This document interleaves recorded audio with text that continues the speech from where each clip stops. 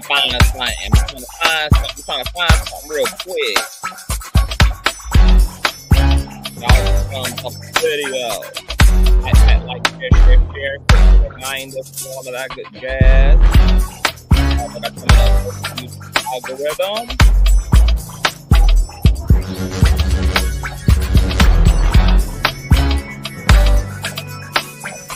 Thumbs up.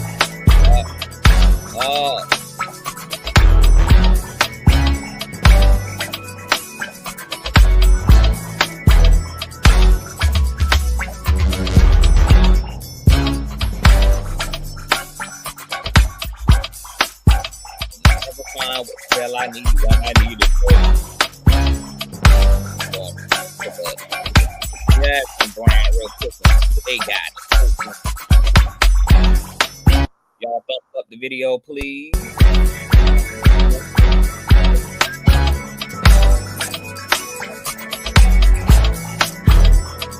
I love you.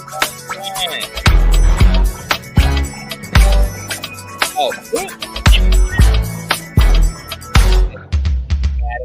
I got it.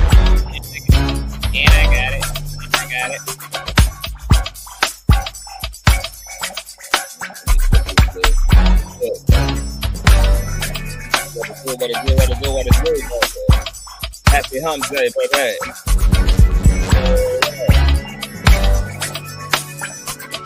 Alright, let's go ahead and turn this down.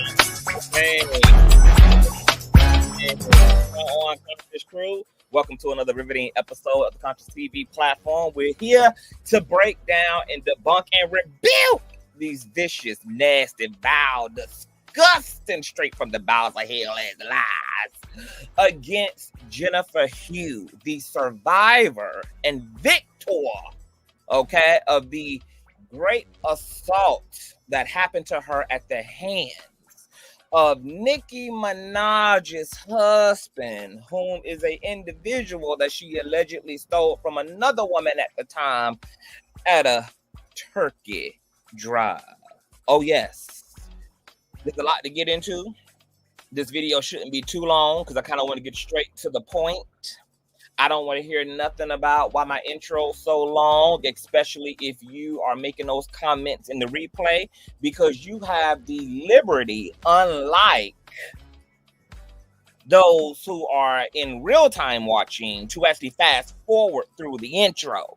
So there should never be no reason why nobody who's a part of the replay gang is having anything to say about me, about the introduction that I have, or however long I allow it to go, because we're live streaming first and foremost, okay? You catching it in the aftermath, okay? The point of an extended intro and allowing things to linger is to give the conscious crew members who are in place right now the opportunity to share, the opportunity to thumbs up, the opportunity to actually get into the live stream, so they can be here from the very beginning, okay? If you coming in already super damn late because you should have had your black eyes here as well, on time, and in real time like everybody else, I don't want to hear nothing from your damn mouths, because unlike the viewers here now, you actually can just feed through once that ish is a part of the replay crew. Oh, now, before we get into this here, I want you guys to go ahead and thumbs up. You guys know that thumbing up the video not only helps with YouTube's algorithm, but more importantly, it triggers up YouTube's notification system. Also, thumbing up not only helps with the algorithm. Oh, I just said that, girl. I'm so tired. Y'all, I'm in the days. I've been up all night. I probably got like 4 hours of damn sleep, honey. I'm running on anointing right now. Thumbs up the video. Share. Have your notification bell set to all. Shout out to all of the new subbies, honey. We're already almost at 49K at a solid 50K, baby. We've been slaying that thing, growing. I love you down a long time. And last but not least, you guys know where you can donate to. $Consciouztv on Cash App and PayPal.me/ConsciouzTV on PayPal. All donation information and Patreon information is in the description box below, as well as in the ticker scrolling at the bottom of the screen here. And my moderators routinely rotate all handles. Make sure you follow me on Instagram as well. With no further ado, let's go ahead and push on through. I know a place where you can recharge your soul. Baby, that's Consciouztv. And in the midst of brokenness, he gon' see your asshole. Baby, that's Consciouztv. You gon' heal, you gon' laugh and catch a little shade. Ooh, girl. Y'all know he be slaying, y'all better stop playing. Come hear what he's saying. Ladies and gentlemen.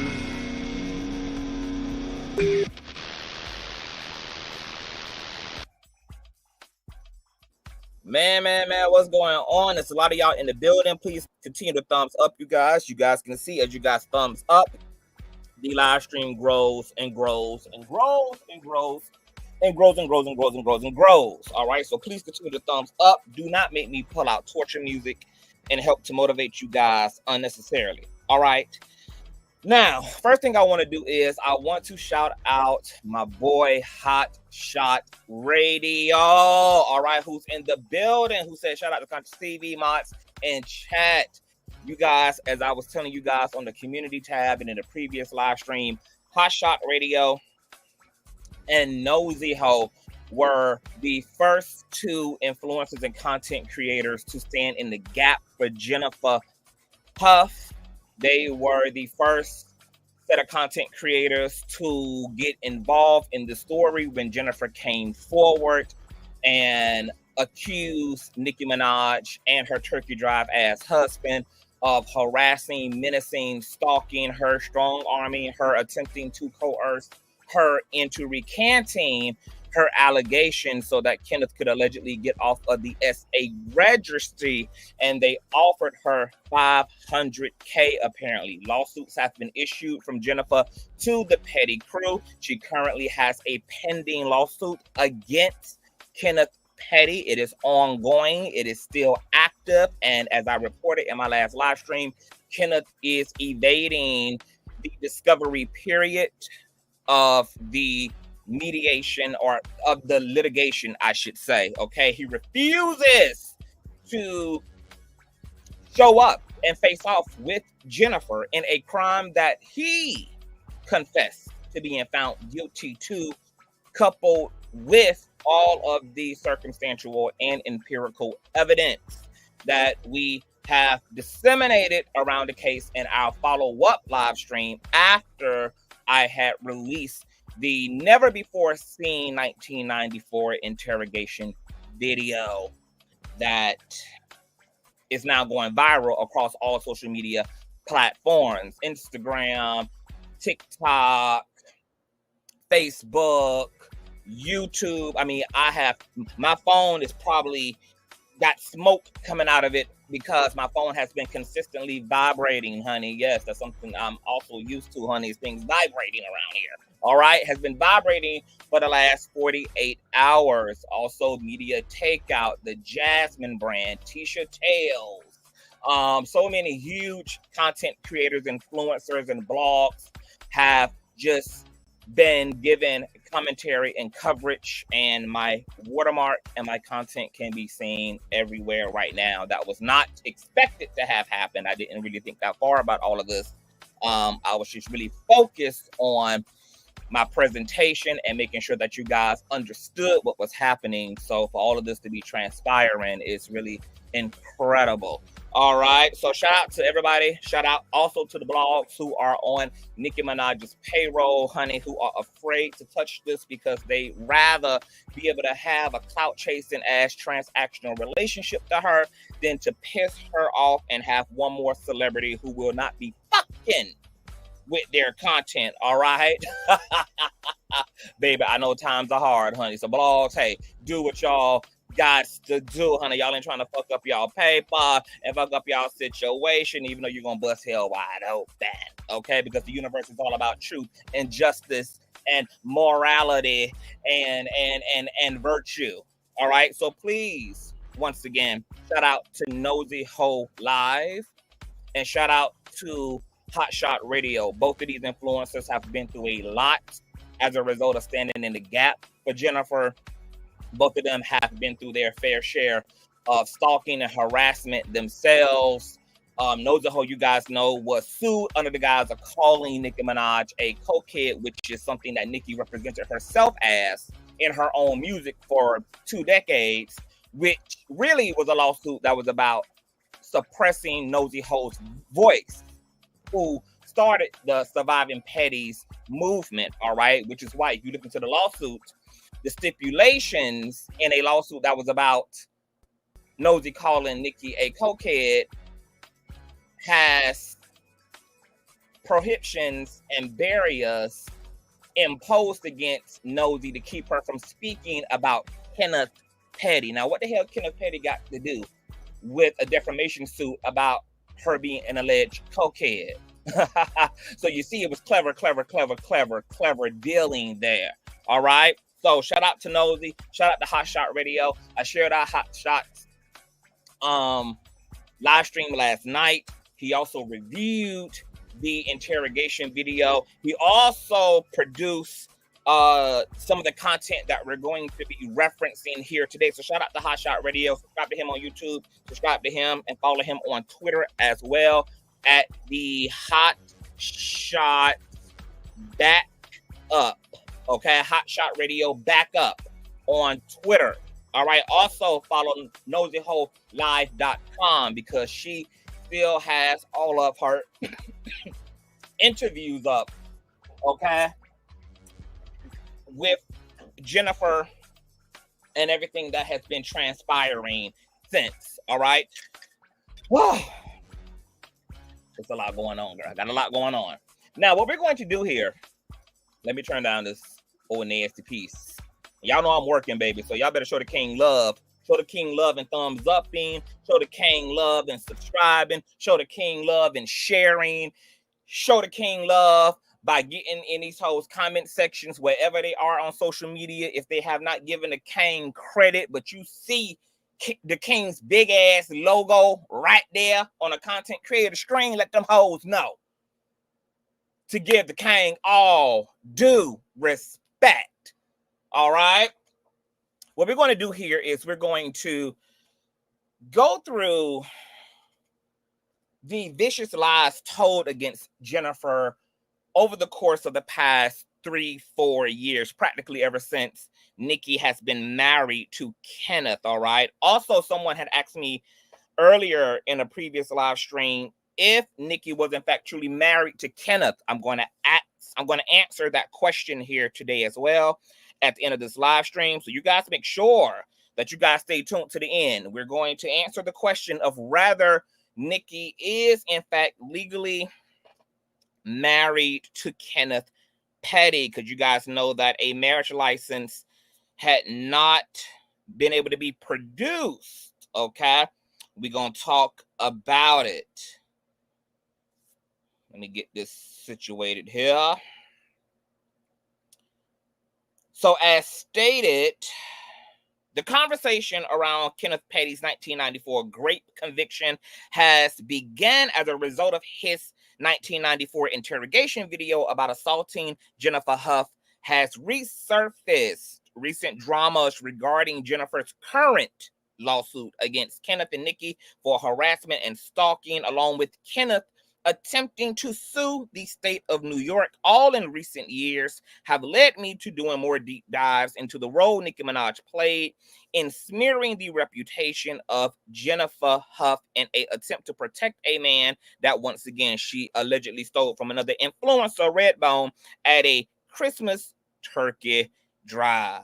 All right, let's debunk those said lies, but not first and foremost without debunking a weak ass one. Now, I know the Barbs are a illiterate, indignant band of middle school dropouts who have nothing better else to do but to pop pussy and steal their mammies credit cards in a attempt to go see Nicki Minaj in concert. Okay, I understand this, which is why I don't take the Barbs seriously. You know, I know that they got homework. I know that they are getting their parents locked up, you know, for violating truancy laws. You know, I understand what it's like to still think that oodles and noodles is a full course meal. okay? Hot Cheetos and Kool-Aid, as a snack. I totally get that. So I personally, find the barbs to be a whole gag and a whole key, okay? There's just not anywhere in me that I can begin to take this ban a 14-year-old seriously, girl, okay? So because the barbs have no damn sense and they are ignorant and they are in elementary school and they thugging and stripping and pussy popping in order to get Capri Suns and all type of delinquent juvenile ass shit, just like Kenneth Petty allegedly, was doing in his heyday as a teenager, like Kenneth, like the barbs. One of them thought that HIV shaming is still like a thing in 2024. Now, you guys know that I'm a bad bitch and we always talk about sexual health over here. Everybody knows, girl, that there are 3 fundamental areas of my life that I am profoundly, fundamentally attentive to. That is my coin. That is the condition of my mind and heart.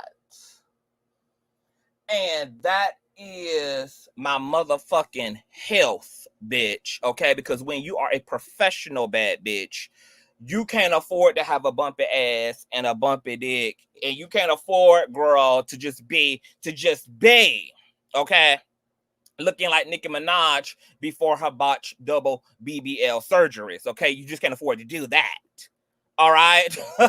So, bitch, I get tested 3 times a year and don't even be sexually active, girl, like every 3 months, honey. It's just a part of my annual routine, honey, of consistently keeping up with my blood work, making sure that my electrolytes and my lungs and my liver and my brain are all working. Okay, now this is a attempted slander coming at the hands of diabetic ass 15-year-olds, okay? All right, girl. But, honey, you would never catch a bitch like me slipping. And I know that you hoes are just so mad that y'all just don't have nothing on me, girl. Unlike Kenneth Petty, y'all don't got no mug shots, bitch. Y'all don't got no criminal arrest record, girl. Y'all don't have, there's just nothing, honey. Okay, so you're just going to have to just make up whatever it is that your imagination can conjure, honey. But I hope that what I'm about to share right now, encourages Nicki Minaj's fan base, who is made up of 90% LGBT individuals, to encourage, transparency around sexual health and normalizing conversations around, preventive measures as it relates to sex and PrEP and condom usage and, responsible sex, girl, because I'm willing to do a my chart test with anybody, okay? Let's all go to the my chart motherfucking party, okay? We're all invited to the my chart party, okay? We all should be able to be transparent no matter what your situation is, okay?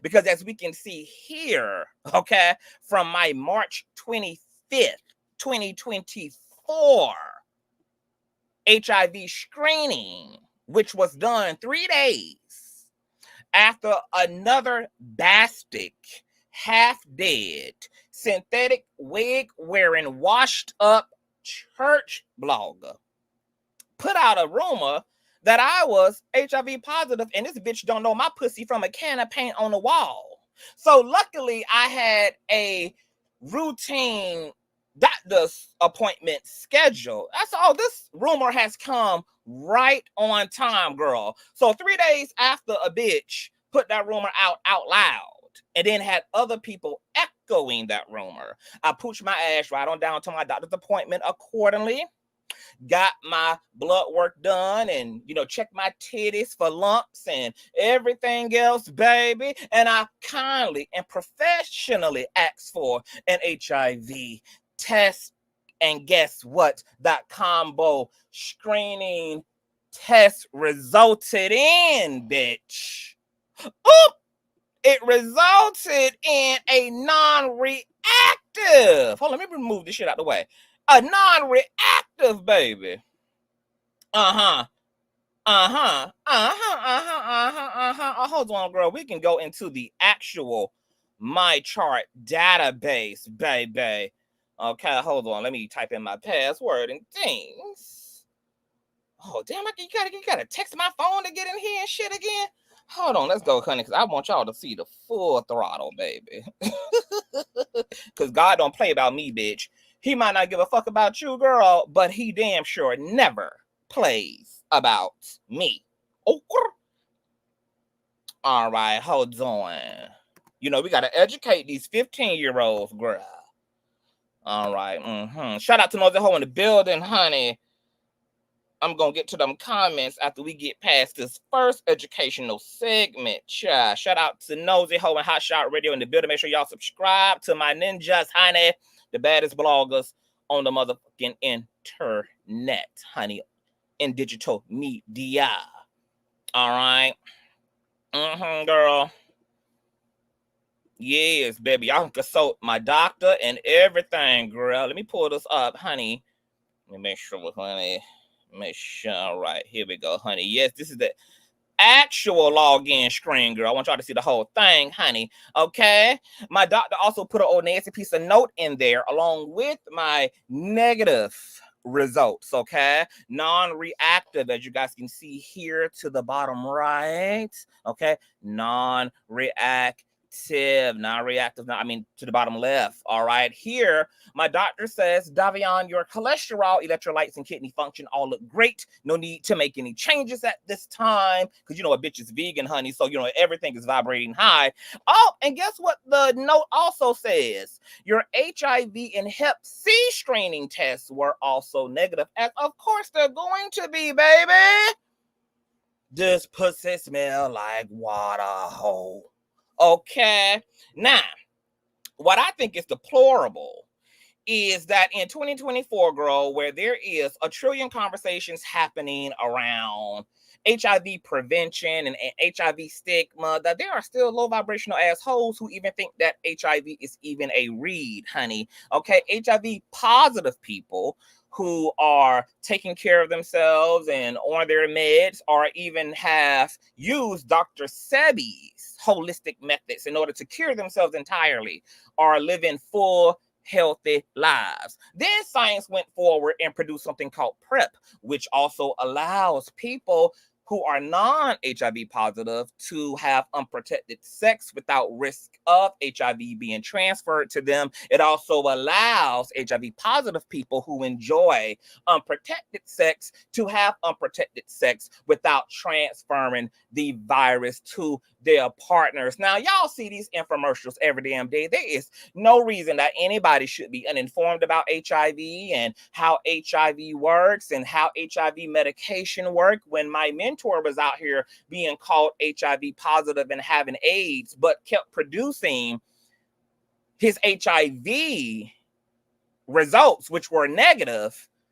You had people out here saying that, oh, well, you can take meds to test negative. Girl, my mouth was on the floor. My mouth was on the floor. I could not believe people were this ding-headed and this motherfucking uneducated and this scientifically illiterate, because the HIV test is, let's just go back a little bit. The HIV medication that HIV positive people take reduces their viral load. Okay, that's what the HIV medicine does. It reduces one's viral load. But the reason why a HIV positive person who's on their medication and has a low viral load, which renders them HIV undetectable, that's a term, I think, HIV undetectable, when your viral load is low as an HIV positive person. So there's low risk and you transferring the virus and you don't have to worry about HIV evolving into AIDS. But the reason why, even with the medication and a low viral count, an HIV positive person who's undetectable is still going to test positive is because the test itself is not testing for your viral load, ho. It is testing for the HIV antibodies, which will forever be in your bloodstream, regardless of how low your viral load can go. So there's no medicine on the current marketplace that is going to make any HIV positive person, even at their most supreme of health, test negative. Okay? And I just don't understand, once again, with all the education and conversation around modern medicine and how medicine works and how HIV medicine works and how HIV itself works, that people literally are this damn stupid. Okay? But I ain't LeVar Burton, baby. Just go and Google and get your Google on, baby, okay? You can go listen to the experts about all that shit. What I know for this bitch here, the CTV, the king in this mother lover, is, bitch, everything is well. Everything is lifted up, honey. Everything gives glory in me, around me, on top of me, to the Father, Son, and the Holy Daughter, baby. We ain't gonna never have no issues because I don't play no games when it comes to nothing that I do, baby. Okay? It's always going to be wrap it up.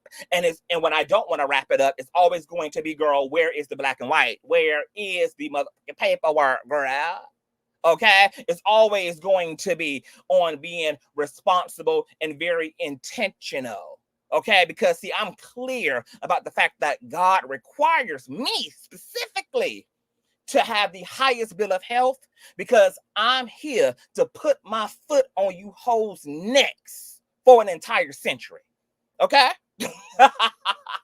And because that's what I incarnated and downloaded from a God into a human to do, is to keep my foot on the neck of the motherfucking unrighteous. See, bitch, I'm gonna have to be vegan. I'm gonna have to be healthy so that I can be 80 and still whipping your ass. So that I can be 70 and still whooping your ass, bitch. Ain't gonna be no hip replacements. Ain't gonna be no spinal cord corrective surgery, baby. Ain't gonna be none of that, bitch. I'm an entire witch. I live off the earth. I live from the earth, honey. And I am a holistic gal. So you can just call me CTV Badu. CTV Badu, baby. Okay, so attempting to smear me, girl, it would never work. And even if I were HIV positive, in this day and age, that is not a death sentence. People with HIV who have HIV are living very fluid ass sexual lives and have children and have a very fluid dating experience. All of my friends and relatives who happen to be positive, honey, have no problem busting a nut, have no problem getting a boo, getting a bae, getting an engagement, starting a family, or just being a straight up hoe and hooker, baby. Okay, have no problem doing so and are very transparent about their status at that. So if you want, you just got to come with something else. But, I don't even mind wearing the HIV jacket, okay? Because at the end of the day, I'm not fucking a near bitch on the internet, okay? I'm fucking who I'm fucking and they fucking me, okay? And they gonna be fucking me, okay? Based upon the facts of our lives and not what a shitty booty 12-year-old bitch got to say on the internet, following up with a bitch with a pink wig, a botched BBL, silicone for goddamn titties, and a registered sex offender ass nigga that she met at a goddamn 2018 turkey drive that she stole from another light-skinned bitch. Glory be to God. Are we clear?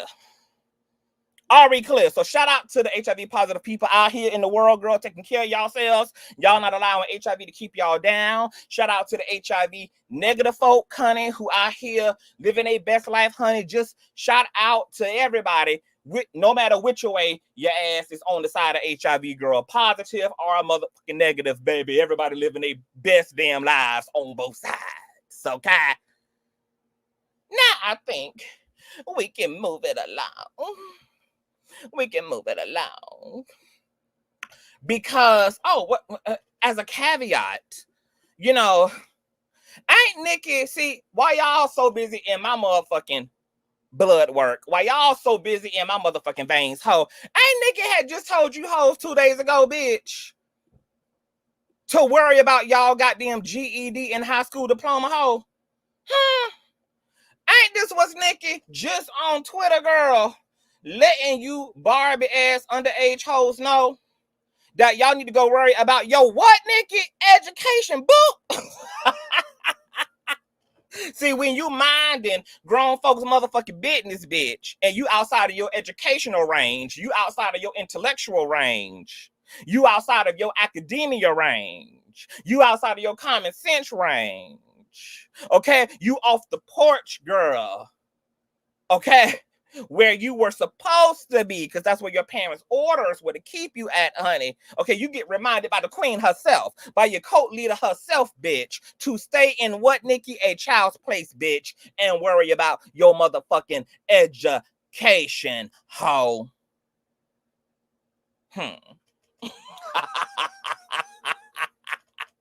And that's from Nicki Minaj Petty III herself. Now, to these vicious lies, let's get to them.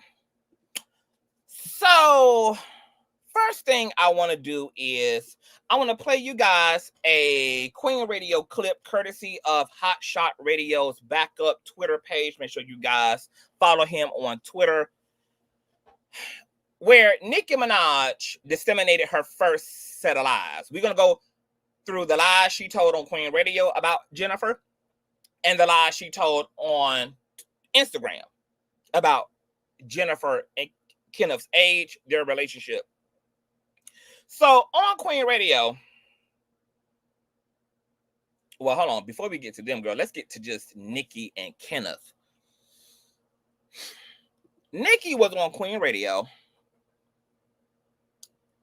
talking about when she, in fact, and how she, in fact, met Kenneth Petty. Now, this is wild, okay?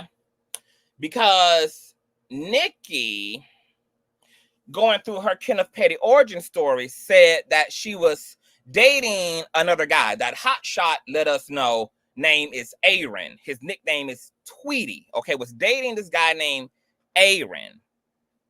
And in the clip you guys are going to hear for yourself, Nicki says that she was cheating on Aaron, aka Tweety, with Kenneth Petty while she was 14, 15. Okay, she was either 14 or 15 according to her, of age.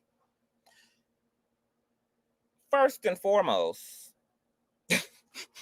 this is wild to me, because you guys know that Redbone, Kenneth's ex, the one who was dating Kenneth at the time that Nicki allegedly stole him from her at a turkey drive, had let us know that, according to Kenneth and what Kenny told her, about his and Nicki's relationship in the past, before they had this chance encounter at the turkey drive, is that Nicki was actually his side piece. According to Redbone, her nigga, Kenneth Petty, at the time, before he met up with Nicki Minaj for round 2 of their relationship later in life, said that Kenneth told her that he was dating a young girl at the time, and Nicki was his side piece.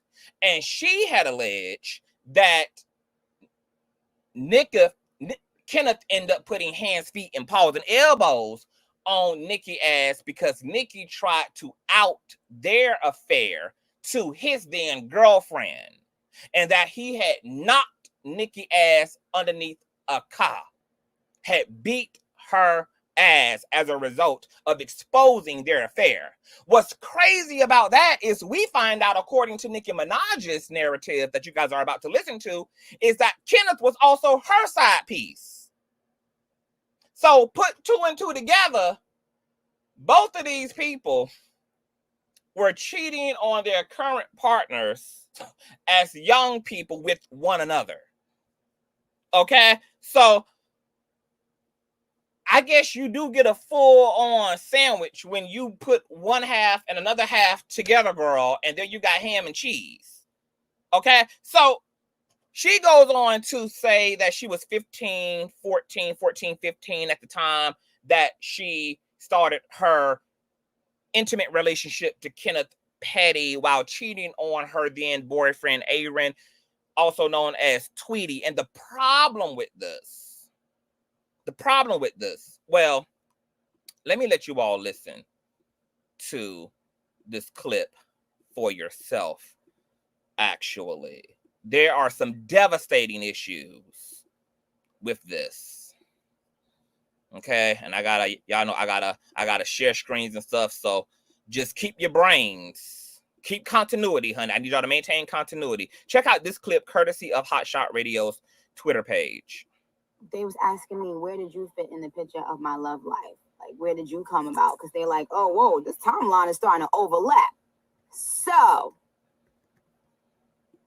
yes, I'm the person that I was rapping about that I met when I was 15, the person that you guys asked me about, this was a dope question, is the person who basically got cheated on with, and he was the person that it was. And then you saw him and fought him. Beat the shit out. They was asking me, where did you fit in the picture of my love life? Like, where did you come about? Because they're like, oh, whoa, this timeline is starting to overlap. So. Wow. Yes. I want to let y'all hear that again. The person that I was rapping about that I met when I was 15, the person that you guys asked me about, this was a dope question, is the person who basically got cheated. Okay, so there you all hear it from her own mouth. Not only was she Kenneth's side piece, according to his ex-girlfriend Redbone, but according to Nicki, Kenneth was her damn side piece, according to herself.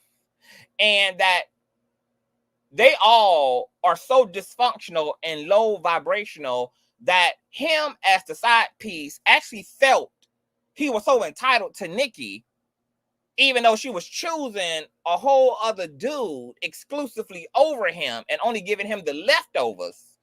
He nonetheless assumed main character energy and beat up her actual boyfriend, because that's how narcissistic and full of Kenneth he is.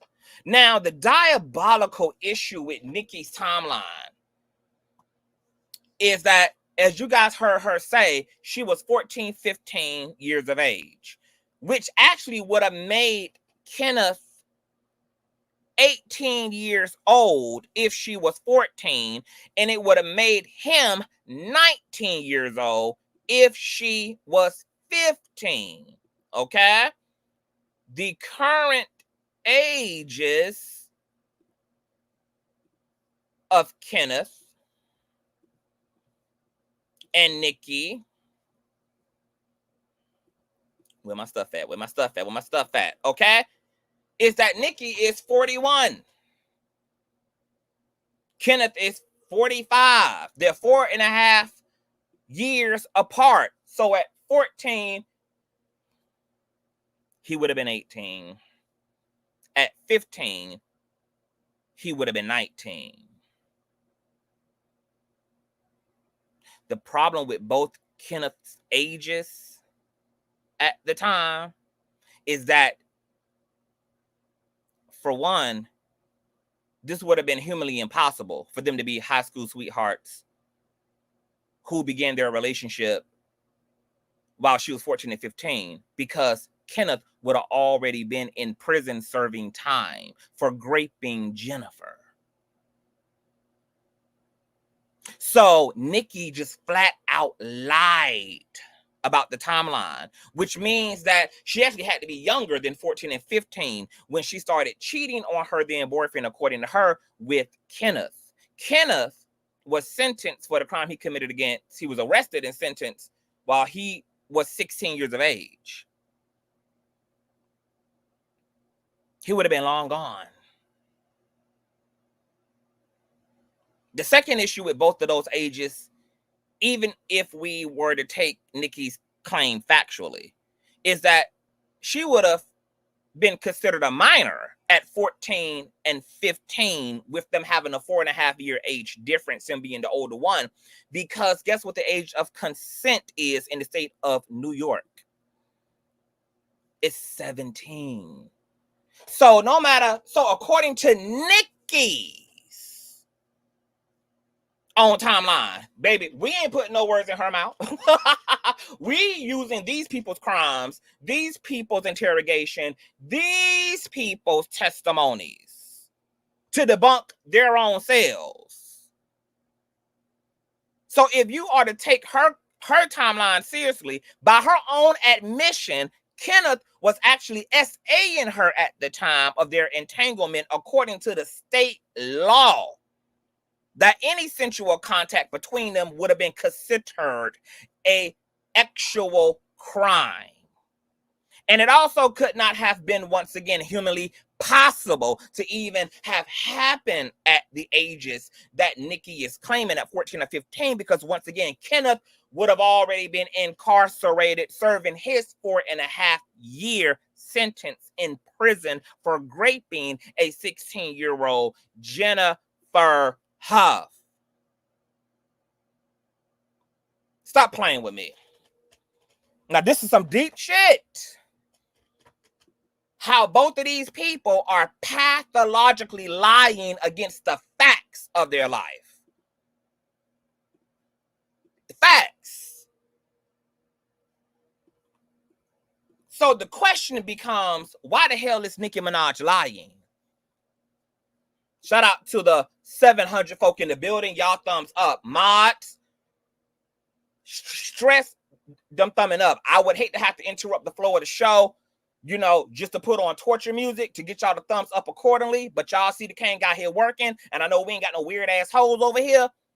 So everybody should be thumbing up and supporting the live stream. Shout out to Hot Shot Radio once again, and Nosy Whole Live in the motherfucking building, who were the founding fathers and founding mothers of the Surviving Petty movement and stood in the gap, girl. They walked so that I can run. Okay? So the question becomes, why is Nicki Minaj lying? Well, it's because, in my opinion, she too was actually, once again, younger than 14 and 15 when she started cheating on her boyfriend, Aaron, aka Tweety, with Kenneth.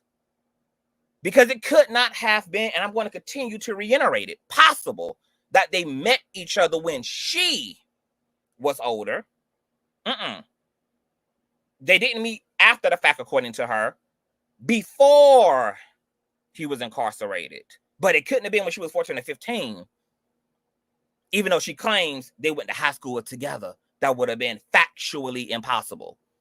Taking Nicki's lie that she was 14, she then would have been in the 9th grade, and Kenneth would have been 18 and a senior at that point. But would have been, once again, in prison for raping Jennifer, because he was sentenced to prison at 16 years of age. Kenneth was nowhere to be found during any of Nicki Minaj's high school years. Not as a freshman, not as a sophomore, not as a junior, not as a senior, because he would have been factually incarcerated. He would have been factually incarcerated during her time in high school. So Nicki just flat out lied based upon the facts of Kenneth's incarceration and both of their actual legal ages. Kenneth would have been a sophomore in high school at 16 years old, which means, according to Nicki's timeline, they would have only been 2 years apart rather than 4.5 years apart, since she claims that they met in high school when she was 14, 15, which, once again, I'm going to keep reiterating it, could not have been humanly possible based upon the facts, debunking that they were high school sweethearts. These are just factual lies that Nicki and Kenneth are telling. they would not have been in high school together at all based upon their ages and Kenneth's imprisonment. So it just did not happen.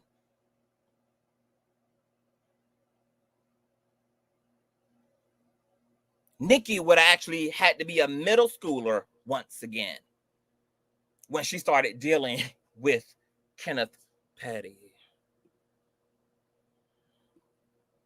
Now, let's get into another clip. Nicki lying about Kenneth's age, okay? Because she was responding once again on Queen Radio and on her social medias to fans who were going in on her about Kenneth's arrest record after the Barbs had doxed him. And she was trying to spin the block on the narrative, claiming that, girl, he was a 15-year-old. He was 15. Okay? Let me let you hear the clip. Well, first of all, let me show you the screenshot. Okay? Here's the screenshot of her responding to a fan on Instagram. Nicki says Kenneth was 15. She was 16. That's a lie. And then she doubles down on this lie by saying this. Something that he was wrongfully accused of doing when he was 15 years old. Nope. He was not, in fact, 15. This is debunked by Jennifer herself in her interview with The Real. Let me let you hear this soundbite from The Real. Give me 1 second here. This is at the 10-minute, 14-second mark. All right. It wasn't true. We both were 16. We both were 16 is what you just heard Jennifer say. Well, guess what Kenneth would say? He would go on to corroborate that he wasn't 15, like Nicki said. He was 16, just like Jennifer said, because in Kenneth's deposition video at the 10-minute, 45-minute mark, which we're going to listen to right here, 10-minute, 45-minute mark. Let's do it, baby. He debunks this. Listen to this. Sex there? No. Never? Never. Now, when the Officer Booth saw you today and he asked you how old you were, you told him you were 14. Mm-hmm. You have to answer Yes. that. Okay. How old are you? I'm 16. So. Oh, so according to Kenneth himself, on September the 16th of 1994, he was in fact 16 after initially lying to authorities that he was 14. But Nicki all on social media lying on this woman and this man in an attempt to save face.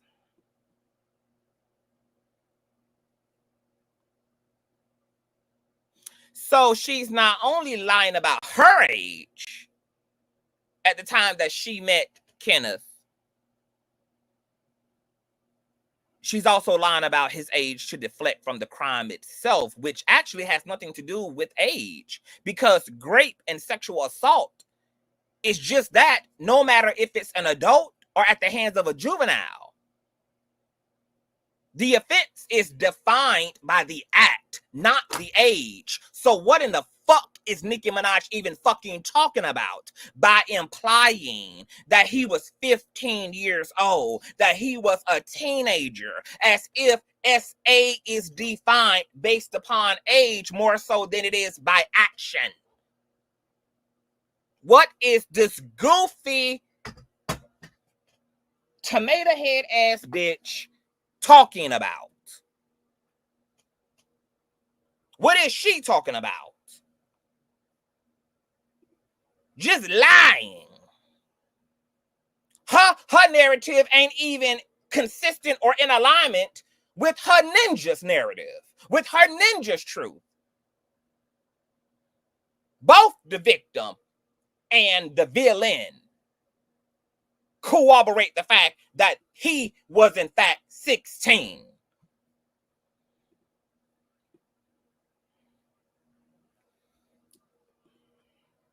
Nicki lying on Queen Radio about Jennifer being told if she was to recant her allegations that she would be prosecuted criminally. Listen to this soundbite courtesy of Hotshot Radio backup Twitter page. Make sure you guys follow him on Twitter. Let me go to the minute mark, the 27 mark of the video, where she alleges that Jennifer would have been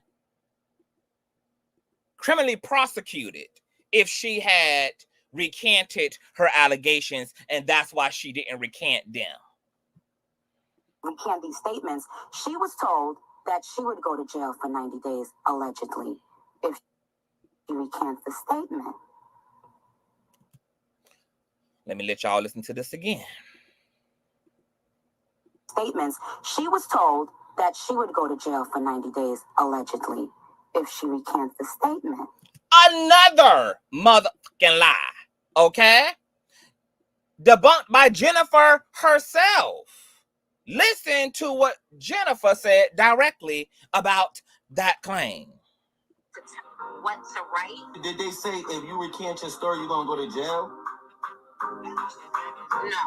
You know? No.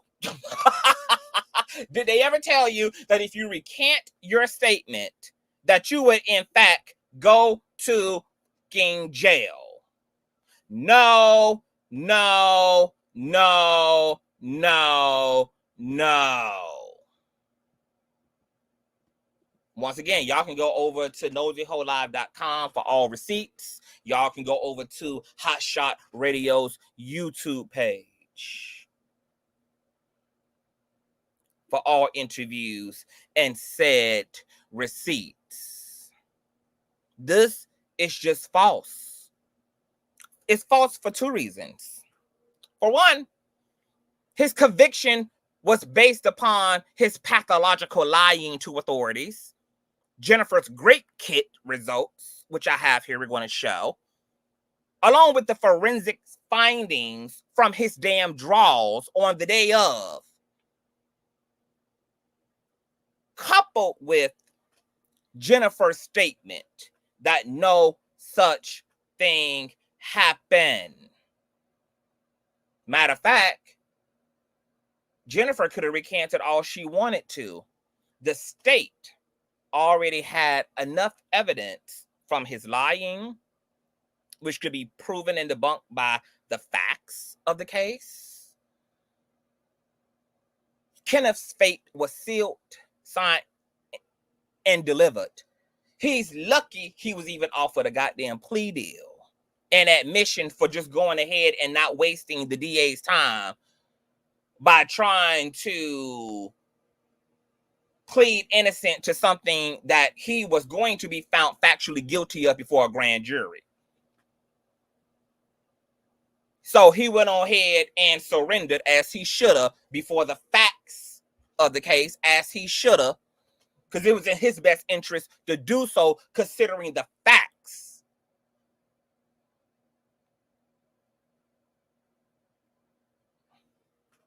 Took the plea deal.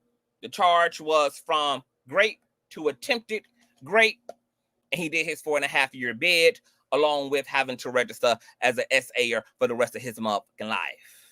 Now, Kenneth and Nicki lied about Kenneth being forced into talking and dealing with the DA because his family was so poor, you know, and was too poor to afford attorneys, and they were ignorant of the law. Let me let you listen to Nicki.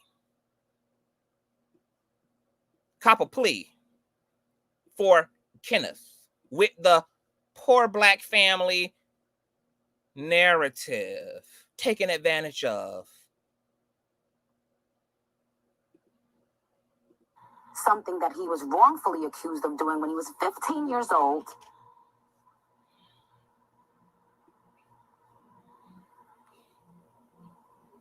Or because he didn't have $7,000 to get himself bailed out. Because when you in the hood at 15, you don't have that kind of money, neither does your family. And when the alleged accuser wrote a... Okay. And then if you take a look into Kenneth's lawsuit that he filed against the state of New York, he also, you know, has alleged that, you know, he was strong-armed, hoodwinked, and he wasn't aware of his rights, and this, that, and the third. But this would also be completely and utterly debunked by his own interrogation video at the 1 minute 49 second mark of the interrogation video. Check this out. Understand that you wish to speak to me regarding an incident which occurred at 123-40 Inwood Street in Queens. But before I speak with you, I want to read you your... Now, let me slow it down there. Did you hear that? Let me just let you guys get a whiff of that one more time. Did you hear what the DA said? I want you to clock it. Attorney's office. I understand that you wish to speak to me regarding an incident which... So, in his own interrogation video, where he is present with his father, Father Petty, the DA establishes before both his parent and himself and another investigative officer, along with the video technician in the room, that it was him and his family who wished to speak to her as they are and without a public defender, which would have been appointed to them for free. They chose, they willfully sought to sit down. Right, Sabrina. They wish to speak to her. There was no magic trick. There was no witchcraft performed. There was none of that.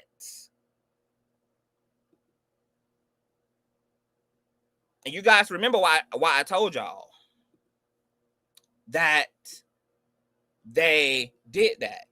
The reason why the family didn't care to have a public defender or to have an attorney, and they dealt with this just themselves, is because they were collaborating with Jennifer's adopted parents to strong-arm Jennifer, pressuring Jennifer to apply pressure to DA and to the presiding judge to not penalize Kenneth criminally for what he, by way of evidence and by way of accusation, had done. They thought this was all going to go away because both Kenneth's family, as Jennifer has said, and her adopted family at this time were in cahoots to work in unison to get her to recant her statements. That's why in every interview she has with Nosy Ho, with Hot Shot Radio, and even in her interview on The Real, she talks about this all the time. Her family and his family, they all wanted this to go away. The community was too small. It was going to make shit awkward. If one of the neighborhood girls had put away another family's son at the same time, like I showed y'all from the paperwork, Kenneth Ass was also on probation for armed robbery at the time that he committed this assault onto Jennifer. So her adopted family was also terrified of retaliation. They had already begun receiving threats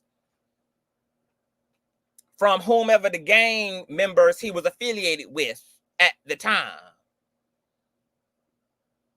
So they forced her to go to court one day and say, hey, judge, please don't prosecute this man. That was birthed out of the pressure of her and his family. She also spoke about how her family forged a fake letter debunking that he raped her, and instead established that it was consensual and her bruises were hickeys and Kenneth had never disrespected her. And all of this was done by her family without her consent because they were trying to save their own asses and didn't want no smoke from the thugs and the gang members that Kenneth was associated with, who wanted to do the family in as a result of putting one of their hitters behind bars. Jennifer openly talks about what her ops are trying to use as contradictions in her story, because see, they never talk about that context. They just post up the letter and say, oh, look at Jennifer. She admits she lied. The woman been explaining from the very beginning. That letter was forced out of fear, birthed out of fear. Her family forged that letter. She didn't write that letter. She didn't sign that letter. That was something that they did in order to avoid being hurt, being harmed as a result of Kenneth being put away. She spoke about that day at the courthouse when she was crying, and she told the DA, my family wants me to recant this. And she was torn in between the two because she was also scared too. She didn't want to be retaliated against. She didn't want her adopted family to be retaliated against. But at the same time, Kenneth had committed this offense against her. She explains all this. But see, if you're not keeping up with the story, you're not keeping up with all the moving parts, you're going to see just isolated shit put up and then be like, oh, well, she lied. Oh, she admitted she lied. Even the video that the ops had put out, that's chopped, screwed, and edited of her on FaceTime with one of the middlemen, allegedly from the camp, is coercive.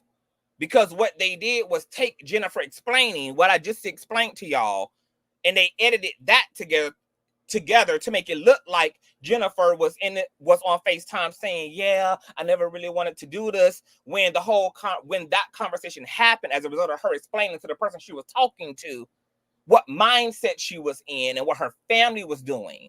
But the person who edited that FaceTime left all of that context out, which is easy for anybody to be able to clock if you know and have been listening to Jennifer the whole time.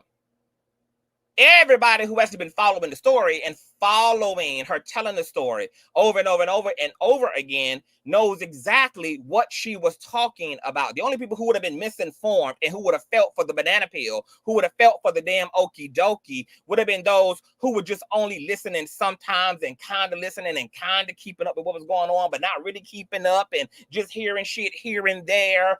But the people, my folk who got masters in nosology, the folk who was actually invested in what was going on, when they saw that chopped and screwed, edited as FaceTime call between Jennifer and a big grown nigga who won't back pay child support with no goddamn high school diploma, knew that Jennifer was obviously talking to him in real time and speaking about the state of mind she was in when her family was terrorizing her, when his family was pressuring her to drop these charges.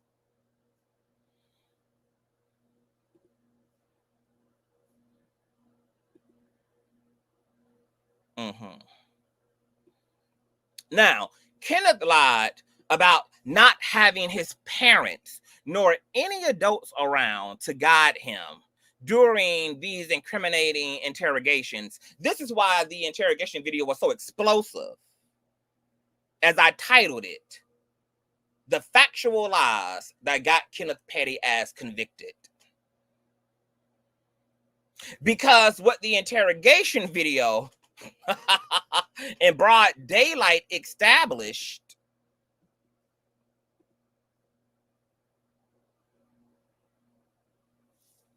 is that there's a contradiction between what Kenneth is saying socially and saying in his filings against the New York the state of New York, which were all psyops and all PR stunts. He would have been able to kind of get away with all of this had this interrogation video not ever surfaced. But let me show you the 1 minute mark, and I'm going to pull this up because I want you guys to see his daddy. Daddy Petty, called by name, identified by name. The 1 minute 31 second mark here. Okay. And if you're loving this, honey, bless the cane with a thumbs up. Please share the live stream, Cash App, and PayPal. All links are in the description box below. I love you a long time. Oh, yes, I do. Check this out. All booth, video technician Robert Bernard. Your name, sir? Julian Petty. Mr. Petty, and your name? Kenneth Petty. Okay. My name is Paula Aylward. I'm an assistant district attorney. What? I work at the Queens County District Attorney's Office. I understand that you wish to speak to me regarding an incident which occurred at 123-40 Inwood Street in Queens. But before I speak with you, I want to read. What? So his daddy was there. He claimed socially and in his litigations that he was strong on both him and his dizzy headed ass, wig wearing ass wife. Both of them claim that he was just, you know, some scared ass little puppy being backed into the wall by these big ass prosecutors with no legal representation, no parental representation. When you learn from the damn video that both Kenneth and both his parents were made aware by the DA. Oh, hold on, I ain't got to that part. That both his parents had been present. The DA acknowledges in the interrogation video that there had been an earlier interview between herself and his mother and him. And now there's a second interview happening between himself and the father. So where was all this abandonment at? Where was all this abandonment at? Huh? Where? Where was he alone at? Where was he strong-armed at? We've already established that the DA acknowledges in the video that it was him and his family who wanted to speak to them, to give these statements, to have these conversations without a public defender, without a lawyer, while still reading them their damn rights and letting them know that they had a right to. And now we can establish another lie that his parents, in fact, were involved.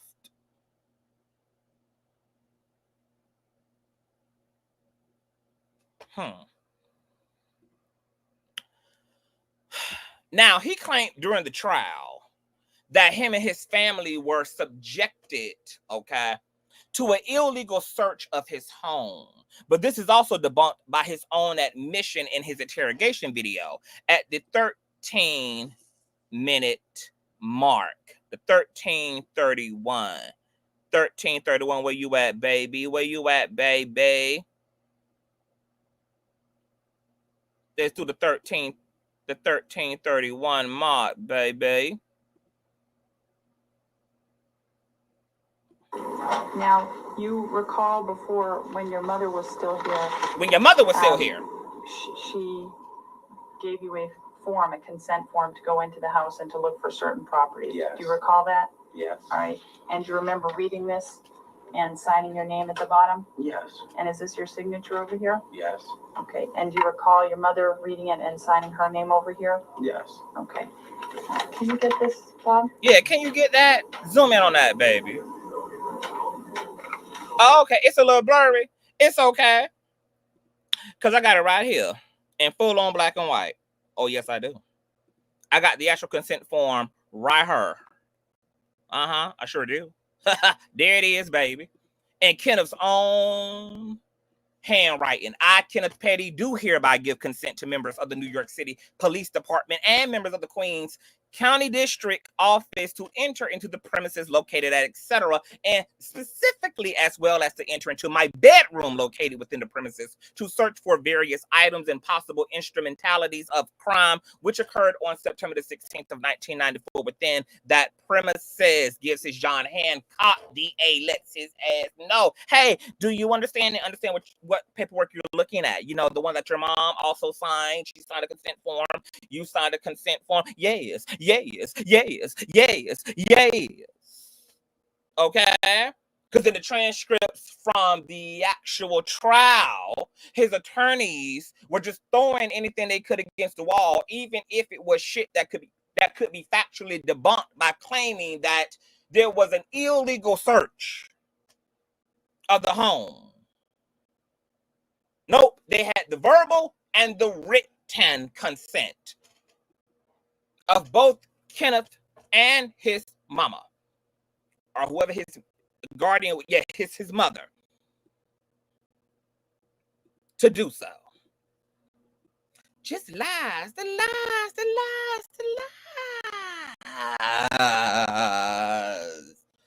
Nah, Kenneth and Nicki claimed that he initially was railroaded and not told his rights and taken advantage of by authorities. So I want you guys to listen to him being railroaded, apparently, girl, okay, at the 1 minute 54 second mark of the interrogation video. 1 minute 54 second. Let's get up in her. Listen to this. Street in Queens. But before I speak with you, I want to read you your rights. Huh? Now, I understand Officer Booth has spoken to you before in the presence of your mother and your father. Is that correct? Yes. What's your mother's name? Annette Petty. And this is your father who's seated here? Julian Petty. Okay. And Officer Booth read you your rights previously? Yes. And you made certain statements to him at that time? Yes. Okay. And Mr. Petty, you were asked to sign the memo book? Yes, sir. And you did so? Yes. Oh! Now, Mr. Petty, you have the right to remain silent and refuse to answer questions. Do you understand what I've just said? Yes. Anything you do say may be used against you in a court of law. Do you understand what I've just said? You have the right to consult an attorney before speaking to the police or to me, and to have an attorney present during any questioning, now or in the future. Do you understand what I've just said? Yes. If you cannot afford an attorney, one will be provided for you without cost. Do you understand what I've just said?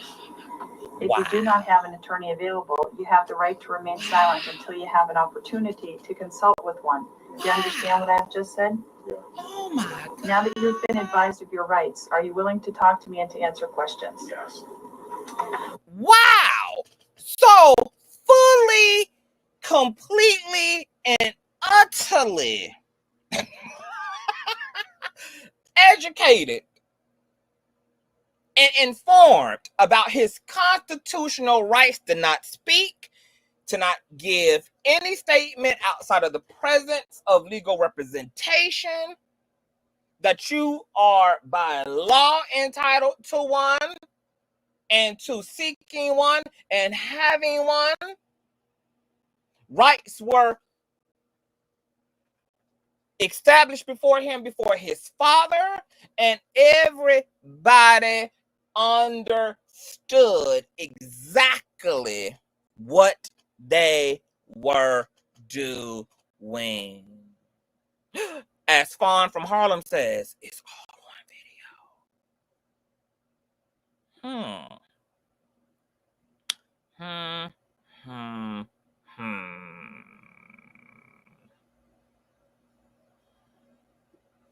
Now,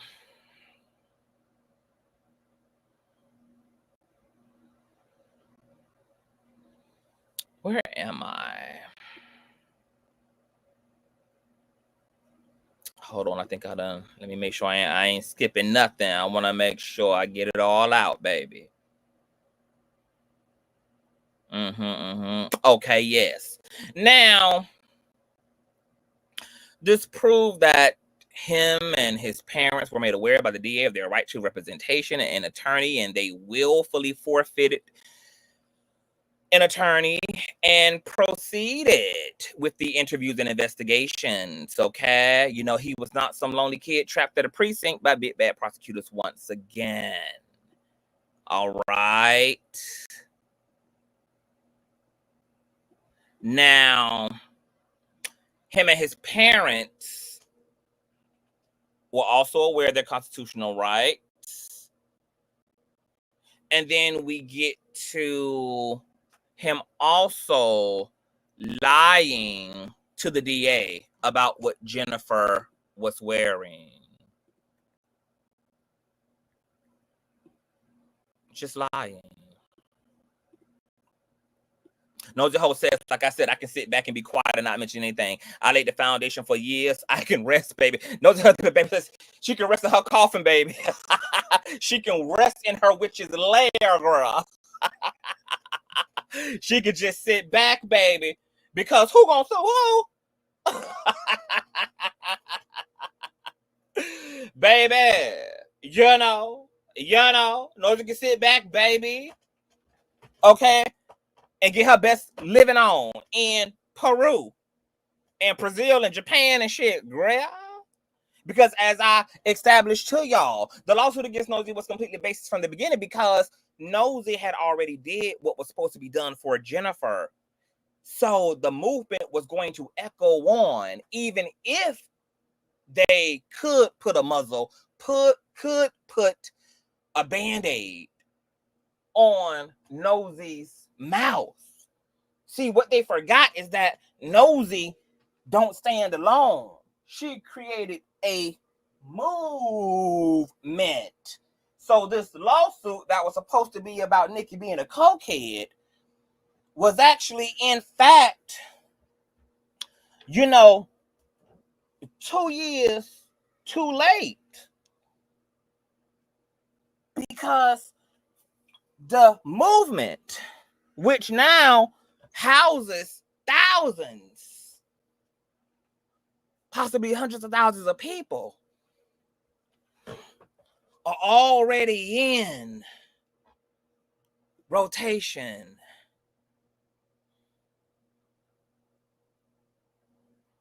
I'm in Peru eating, what the hell that is? Watching my work finally get out there. My channel is full of receipts. I did enough. Iconic. It's iconic. It's iconic. This is the shit that legends are made of. Okay, so once again, shout out to Nosy Ho, shout out to Hot Shot Radio for creating what can still set precedent to this day and will continue to be at Jennifer's disposal. The movement, the foundation created by Nosy, and Hot Shot, baby, it's all going to be here. As long as this thing is unresolved, as long as there is alleged bullying, as long as there is alleged harassment, as long as there are lies funneled, there's going to be a movement in place to help be foundational to Jennifer. Okay, see, I ain't even gonna try because my tongue ain't set up like that, baby. My tongue ain't set up like that. But whatever type of rich ass hors d'oeuvres and shark meat that Nosy ass is talking about, baby, yeah, that's what she eat on in the goddamn sandwich, okay? Now,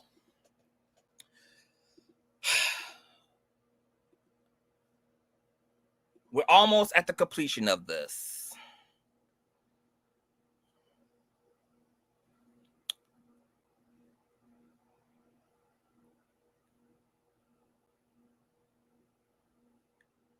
Kenneth lied to the DA about what Jennifer was wearing. I want you guys to listen to the 8-minute 20-second mark. 8:20. Listen to this. It had to be like a half hour out. Do you remember what she was wearing? She had to have on some green pants, a white shirt, and What kind of sneakers? She had on some Frivolous sneakers, to be exact, and a little blue and something color bag on her shoulder.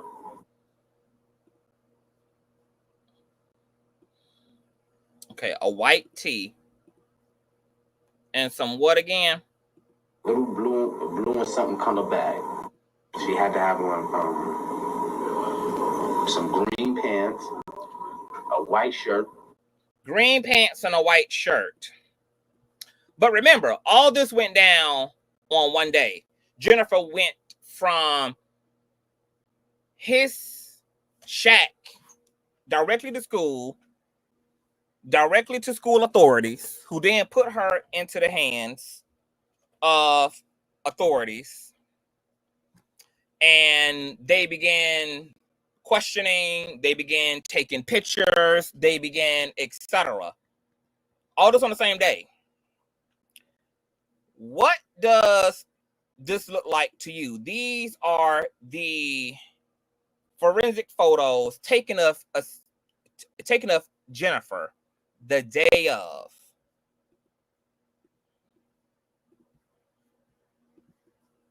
What do you guys see here? Does that look like a white shirt and green pants to you?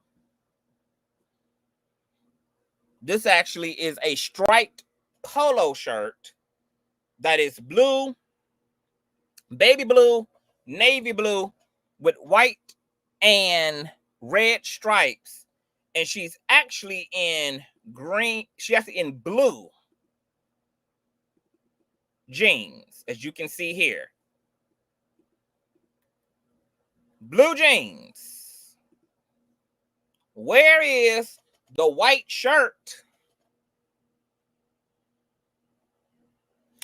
and the green pants that she was in? Is he colorblind?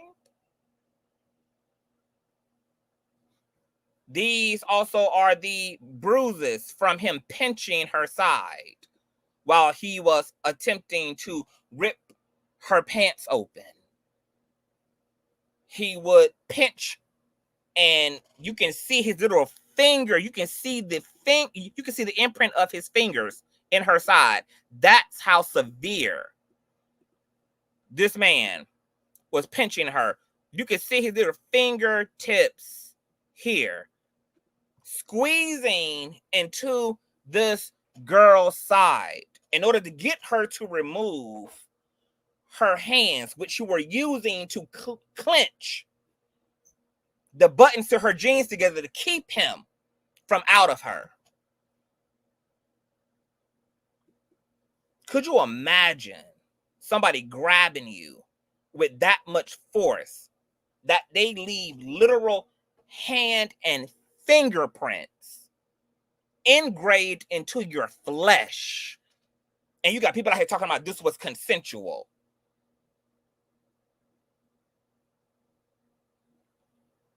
All on her neck.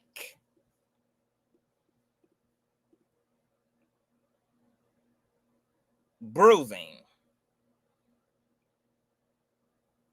This man's fingers almost were like knives. These look like third-degree burns.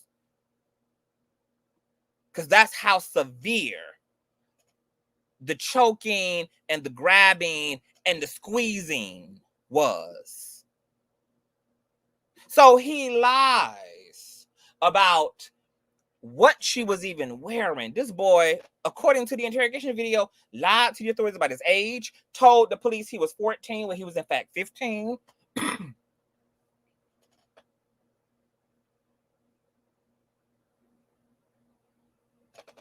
Lied about not having sex with anybody that day. Lied to the DA about giving the responding officer his nickname Zoo instead of his government name. He denied doing that, even though that was on the police report.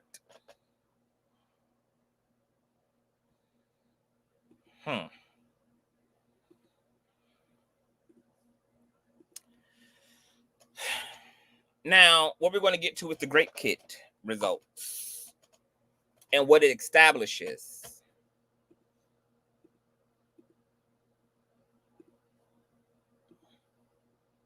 Okay? Because I have both the forensic tests from Kenneth and from Jennifer.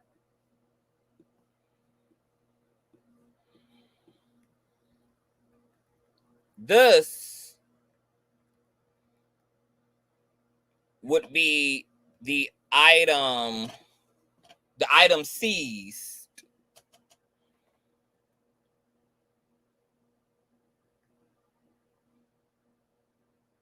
Well, not the item seized, but what they performed on Jennifer at the time. Okay, this is the Great Kit. Hold on, where's my live stream at? Okay. They did 2 vaginal swab smears, 1 vaginal swab, 1 vaginal DNA swab. They took 1 pair of panties, 2 oral smears, 1 oral swab, and had 6 envelopes labeled pulled head, hairs, fingernail scrapings, pubic hairs, combings, pulled public hair, dry blood control. Do you see what the analyst results are? 2 vaginal smears and 1 pair of panties tested positive for the presence of spermatozoa. 1 vaginal swab and 1 vaginal DNA swab.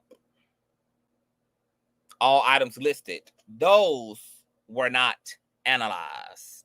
The 2 oral swab and smears tested negative, but the vaginal smears and the substances on her panties tested positive for spermatozoa. Guess what? Kenneth's boxers, those same boxers that the DA told him, hey, yeah, you got to snatch those off and give those to the police after we get finished here, since those were the same underwear you was in at the time that, you know, this allegedly took place. 1 pair of jeans, 1 white t-shirt, and 2 feli sneakers tested negative for the presence of spermatozoa. But guess what did test positive? Those goddamn shorts tested positive.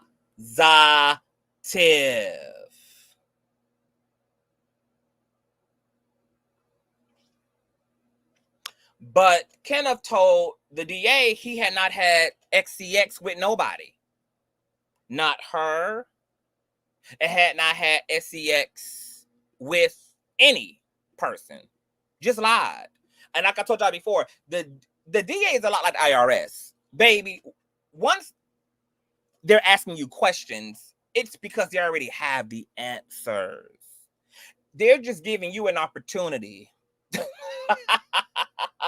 to decide if you want to tell the truth, because that's going to be the only way to a little bit of mercy. You're not hoodwinking them. You're not bamboozling them. If they are already talking and asking you questions, they already have the answers to them, baby.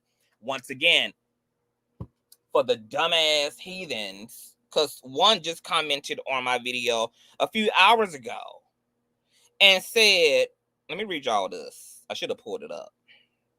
The dummy said, they commented on the interrogation video, the words are not matching the lips, even though it's explained in the intro that this is an extract from a VHS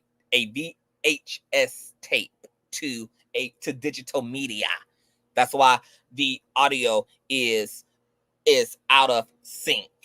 Okay, but this is a video that anybody can get, you know, from the Freedom Information Act. And I also, thanks to a conscious crew member, have a synchronized video. But since I already have the one up, you know, this one came after the fact, and I need to put that one up. But I'll make that one available too. She goes on to say, I'm reading his lips, and it doesn't seem like it's him talking. So this is a person who's trying to imply that this is a fake. Now, first of all, anybody who believes that I would put myself in a position to produce a fake is out of their goddamn mind, bitch. You don't know CTV, okay? There's a reason why I took a week off before I even disseminated anything, honey, to begin with. So this was my response to her. It's him, baby. And the words match, and there's no way around it. Sorry, Pooh. If it were a fake, why would the fake video be of him denying the allegations, you goofy? The fake would be him admitting it. Jesus. Some of y'all are just beyond help and common damn sense. If a fake was going to be produced, the fake would be of his ass saying, yeah, I did it. Yeah, I did it. I'm sorry.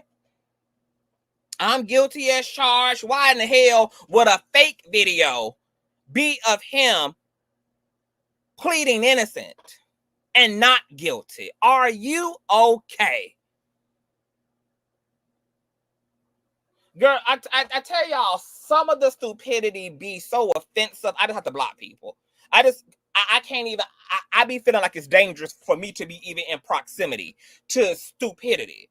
Like when people literally are that short bust, you know, like, girl, I go into spraying Lysol, girl. I go into, girl, it feels like I'm coming into contact with stage 4 cancer, girl. Okay, I haul ass, girl. There's a level of intellectual inferiority and a level of absolute buffoon common sense that literally terrifies me and it offends me to my core.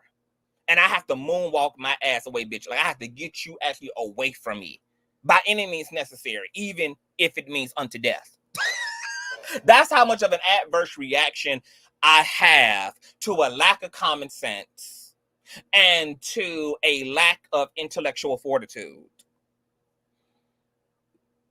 As if there's also not an entire transcript available courtesy of Hotshot Radio's YouTube page that reads the same way. Where there are 2 interviews, one with his mama and then the one with his father. Make it make sense.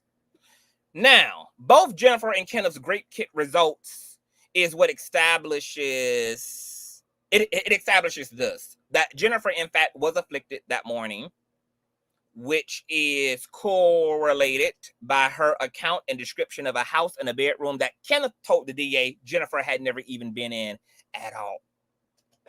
Yet she could describe the room, the house, in great nuanced detail, including the smashing together of 2 twin mattresses to make a full bed.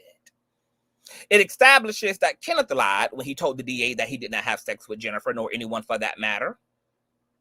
And he also stated, after having the same shorts on that he had on in the interview that tested positive for semen, that he also acknowledged that he also had on when he encountered Miss Jennifer that morning. So he's acknowledging, yes, these are the same shorts that I had on at the time that I saw Miss Hough that morning.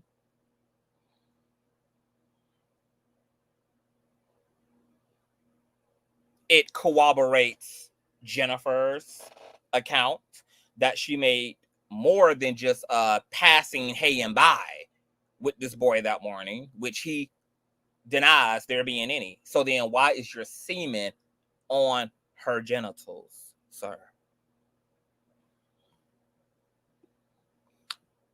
He also contradicted seeing Jennifer because he told the DA that he did see her in passing, as you guys can hear throughout the entire interrogation video. He described what she has on. He describes the little, conversation they had passing by each other, and said that he saw her on his way going home after coming from the store. But according to the police report, he told the responding officer, as you can see here, that he didn't see her at all. The defendant stated, quote, "What am I being arrested for? I didn't do anything." And then stated, "I did not see her today." And then the officer wrote in a note, quoting, according to the videotape statement that we heard in the interrogation video, is contradicted by, then said, "I saw her at the bus stop today and I talked with her." And he went on home and went to sleep.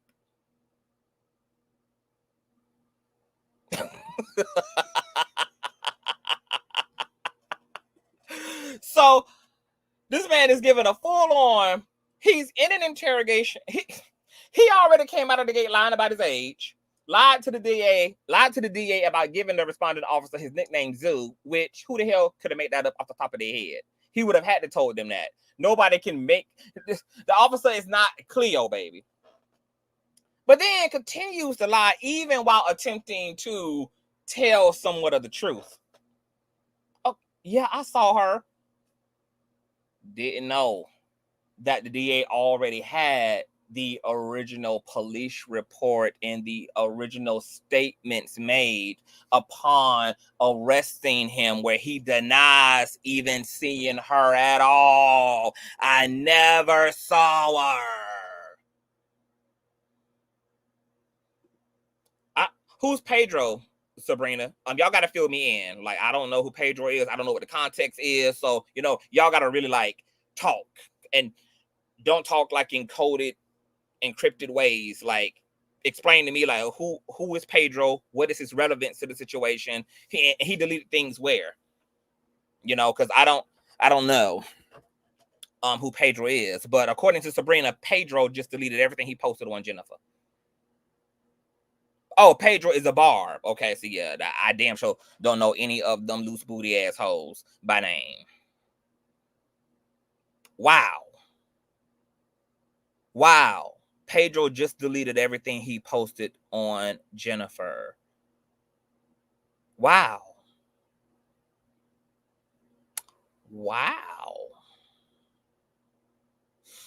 The truth does that sometimes. The truth rewrites history back, and it's accordingly. The truth to do that. The truth is the great reset.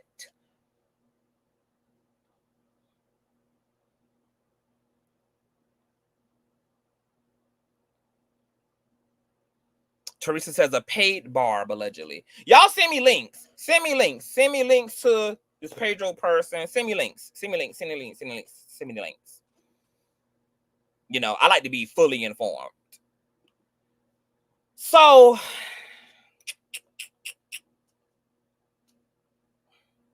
in Kenneth's lawsuit against the state of New York, because remember, I told you guys that Kenneth did not contest his charges, his conviction, his nothing until he got with Nicki. Of course, Nicki couldn't move around with a man who, was on the registry without the narrative being that he was innocent and that this was a racially motivated ass charge against an innocent, poor black 16-year-old kid, because she would not, even she knew she wouldn't have been able to live down allowing the truth to be what it actually is. So, of course, when he got with her, a super high profile individual, and with him being on the registry, that would impact Nicki directly, because he would have to register their residential addresses, etc. Girl, they had to pull psyops, in my opinion. They had to pull psyops and had to pull stunts in order to at least establish a different narrative. So one of the psyops was, first of all, putting out and disseminating a bunch of misinformation about the 1994 case, which Nicki participated in. as we've proven with her own words. She put out misinformation that Jennifer was a white woman when Jennifer is clearly biracial, and in no American damn city will she be mistaken as a damn white woman. She's clearly a melanated biracial woman. She disseminated false information about Kenneth's age, being 15, when even according to him, he was 16, and so was Jennifer. She also disseminated false information and misinformation that they were in a relationship. That was also debunked by Jennifer and Kenneth, as well, as we've proven here in this commentary. Then the second leg of the psyops were, we now need to file lawsuits. Even if we know they're not going to go anywhere, we just need to publicly do this to establish that our narrative has substance. Because if we file a lawsuit, the public would then say, oh, okay, well, they wouldn't be going through all this trouble if this wasn't true. You know, if Kenneth is going to file against the state of New York, then it means that there's grounds and, you know, the narrative is true. You know, he didn't do this. This was a consensual relationship. This was just a bitter 16-year-old ex being retaliatory, blah, blah, blah, blah, blah. But what fucked Kenneth and Onika up? Because these lawsuits were never actually meant to be like fully pursued against the state of New York. They were only meant to be filed for optic purposes. Where they fucked up at is that they didn't know a year later the interrogation video would hit the net and expose everything. They didn't know that 198 court documents, courtesy of the Freedom Information Act, would get into the hands of a content creator and prove that what Jennifer said was true. Prove that Kenneth Petty was lying to everyone he came into contact with during this incident, from initial responding officers to the DA themselves, to even lying during trial.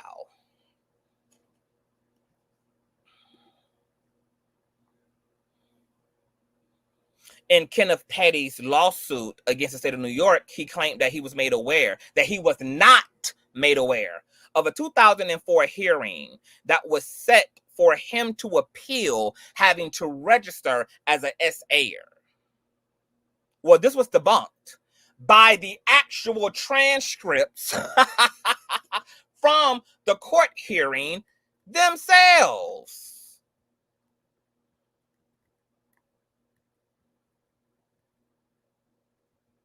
The court certified transcript of this hearing in Kenneth Petty's lawsuit against the state of New York is both an official judicial record and integral to plaintiff's complaint. Plaintiff acknowledged his identity on record, and his counsel also stated that plaintiff did not contest his designation as a level 2 ex-offender. So here it is, the transcripts and the audio from the actual hearing that Kenneth filed a frivolous lawsuit against the state of New York for, proves that not only was he informed, he was physically present. You can hear him, you can see him. Here's the transcript as well. But his counsel, who was present with him as well, also is in the same hearing acknowledging that their client accepts his fate accordingly. He did not contest his designation as a level 2 sex offender, because as I told you guys, this was all in 2004. This is way before Nicki. Kenneth put up no fight whatsoever to exonerate himself of a crime that he know he committed. He pled guilty to. It was only necessary to start acting innocent and pleading innocent because he was with Nicki, and Nicki's reputation depended on him having to set forth a different narrative. Quote, although plaintiff admits to his felony conviction for attempted rape in the first degree in a state court, he still alleges that he was unaware of his ex-offender status and his risk level redetermination until he was arrested in March of 2020. Out of state for failure to register as an ex-offender from 2013 through March 2020. He alleges he was unaware of the collateral consequences of his felony ex-crime conviction. The SORA hearing transcript demonstrates that plaintiff is a goddamn liar and 14 years too fucking late in pursuing this frivolous fucking lawsuit. And as a result of this fake-ass psyop move pulled by a lying-ass Kenneth Petty, attempting to make himself look better to the barbs and the general public as a result of him being Nicki Minaj's husband, he was forced to do what, class? Drop that motherfucking shit. It was frivolous from the beginning. And not only was it frivolous, and not only did the transcripts prove that this bitch was present during the hearing, he consented and agreed to the penalties thereof, and did not contest the stipulations set forth by the state regarding how he would move going forward by having to register. Guess what? I also have, courtesy of the Freedom of Information Act, the actual letter they sent to him that he's claiming he never received and was never informed of, on top of the fact that there's audio, visual, and textual facts proving that he was a part of this hearing. You see here? Sent to Kenneth's address, which of course I had to redact. This notice concerns your right, sir, Kenneth Nicholas Petty, to challenge your risk level under the Ex-Offender Registration Act. You are now entitled to a hearing before a judge to have a new risk level determination. An initial appearance has been scheduled in your case for October 21st of 2004 at 9:30 a.m. at the Supreme Court, Queens County.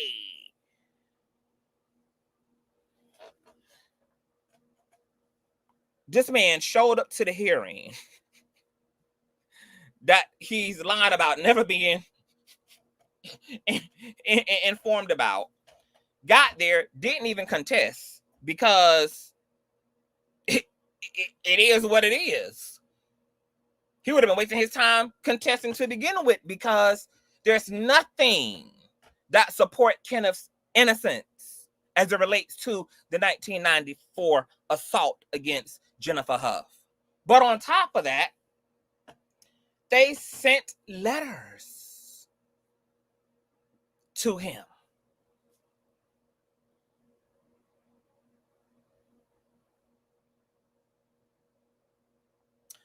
Y'all, I have never, like, I thought I have seen pathological liars. I have never seen two people just literally, like, it's almost like lying is actually a part of their humanity. Like, you know how like scales are a part of fishes and wings are a part of birds and barking is part of dogs? Lying seems to just be built into the damn fabric of these two human beings. Baby, there is nothing. These people's credibility and integrity is so fucking shot. There is nothing anything that comes out of either one of their mouths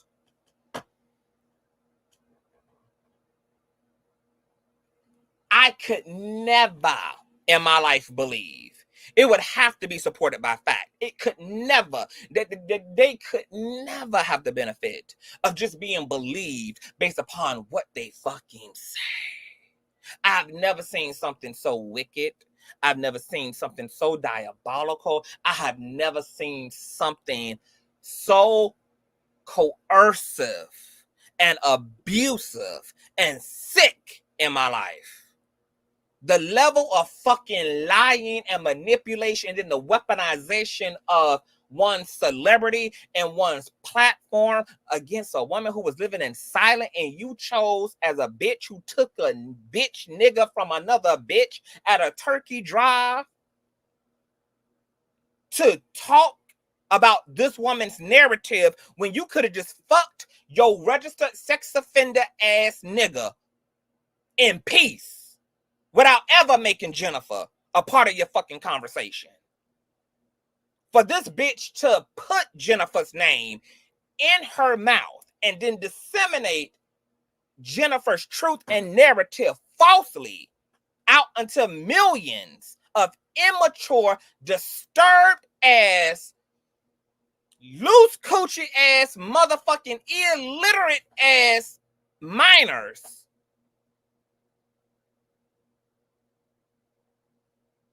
It's unforgivable.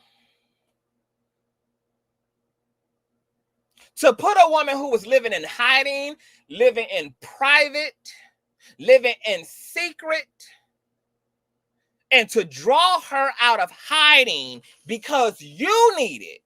Your fucking super narcissistic ass ego meant so much to you that saving your own ass was all you gave a fuck about, even if it was going to cost Jennifer and her family. About a nigga she chose.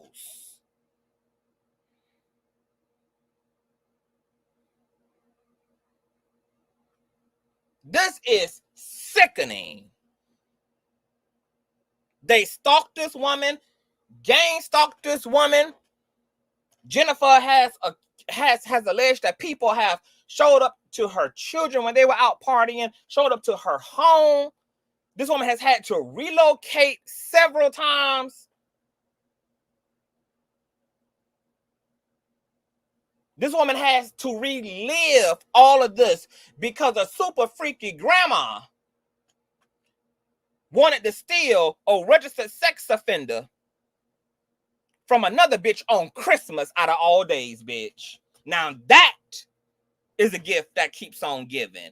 The unmitigated audacity, bitch, not only for you to steal, for you to be with a registered sex offender, but then you stole a registered sex offender from another woman on Christmas, baby. You were handing out turkeys and receiving offenders in a place. My God, to goddamn day, bitch. You can't make this goofy ass upside down shit. You can't make this up, baby. You can't make this shit up. You can't make it up. You can't make it up. The fact that these are the facts of these people's damn lives. Girl, this is sickening. Everything about this whole shit is so out of order. Everything about it, girl, even Redbone, goofy ass, fighting with Nicki over Kenneth as if she also wasn't with a damn SA or two-time damn convicted felon without a job and an iPhone 3. And she over here warring with Nicki thinking she done motherfucking lost something. Girl, these hoes are really fucking dizzy.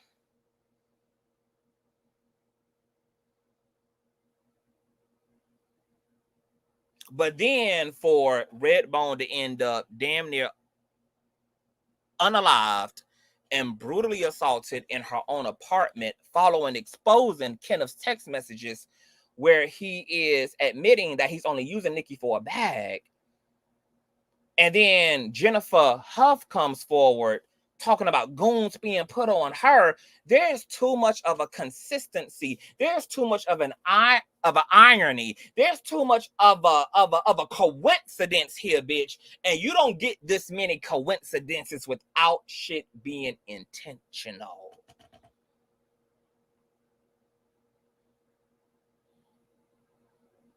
You don't get this many coincidences, baby. Fool me once, shame on me. Fool me twice, shame on you. Fool me 3 times, ain't gonna be no 3 time, bitch.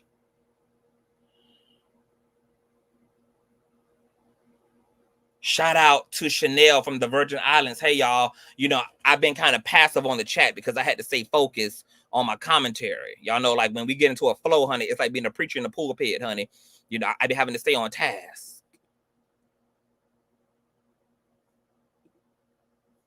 This is grotesque. It's grotesque. It's grotesque. Nicki Minaj absolutely needs to be held accountable for lying on this fucking woman. This bitch got everything to say about everybody else, but won't talk about her own sins and her own goddamn demons.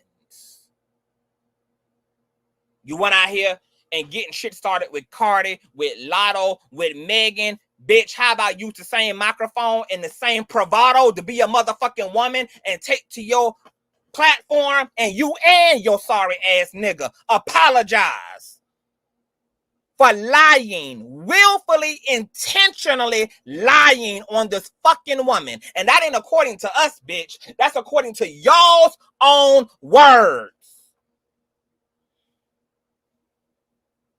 Y'all defamed this woman who is not white. She was not in a relationship. That's according to Kenneth and her.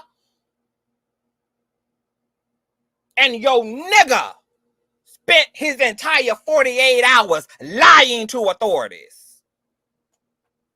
The factual lies he told that got his ass convicted. Now, since you want to do a Queen Radio show, bitch, get up there and talk about them great kit results and why your nigga Seamen was on Jennifer Hough's vagina. Explain then, since you know so much about the situation, bitch, why your nigga was lying to authorities if he was innocent and hadn't did anything wrong. Why was he lying about his name, lying about his age, lying about having sex? Why was the fuck he motherfucking lying about an illegal search being done in his home? Why did he file a frivolous lawsuit against the state of motherfucking New York despite there being transcripts and video evidence and motherfucking letters supporting that he was informed about this hearing? Bitch, you got so much to say, ho. Why you not talking about the facts?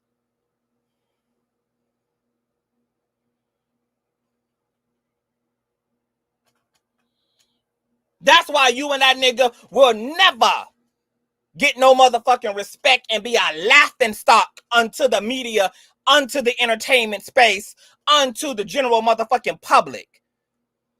Yeah, bitch, everything you doing better be because of the bars, because them the only hoes you got. You have lost all dear and utter fucking respect. And everybody who is a respectable person and a respectable motherfucking influence need to be fucking muting, need to be motherfucking in opposition, need to be in motherfucking protest of Nicki the same way that we was against R. Kelly and Jeffrey and Harvey and the way we are against motherfucking P. Diddy. Give Nicki and her nigga that motherfucking work. Because Jennifer currently has a motherfucking lawsuit that Nicki is not forcing her innocent ass husband to go and motherfucking resolve since he's so motherfucking innocent. She's the one who put her mouth on this fucking woman. It wasn't even Kenneth himself. She the one who got in her motherfucking comment section. She the one who jumped on motherfucking Queen Radio talking about this situation. Drudging this woman out of motherfucking hiding. And to have told them fucking lies to be the reason why Jennifer even had to come out of motherfucking hiding and had to even do all the fucking this.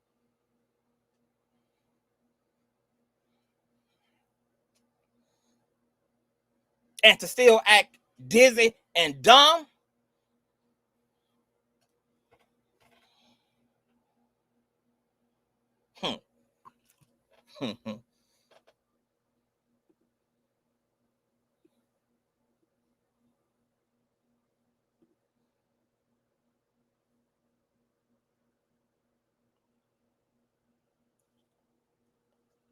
Diddy ain't the only motherfucking predator in the industry, baby. They in the form of females too. The whole motherfucking industry is rotted to the fucking core. Diabolical to the core. Smoking motherfucking mirrors, demonic, Illuminati, sexually exploitative, narcissistic, abusive in nature. The entire motherfucking industry is filled with bitches and niggas who willing to sell they goddamn souls and trade out their fucking morality, their fucking humanity in the name of streams and sales and platforms and visibility. Bitch, y'all couldn't get me near that shit. That's why when some of them bikini bottom ass fans from the Wiggins platform be coming over here when I be having my foot in his thieving ass neck, be talking about, girl, you jealous? Jealous of what, bitch? This bitch trying to go into a space that's been exposed for the past decade and continues to be exposed. What you need to question is why your cult leader, bitch, want to go in to a space with pedophiles, a space with demon and gargoyle motherfucking worshipers, bitches who are anti-Christ in nature, bitches who are anti-humanity, honey.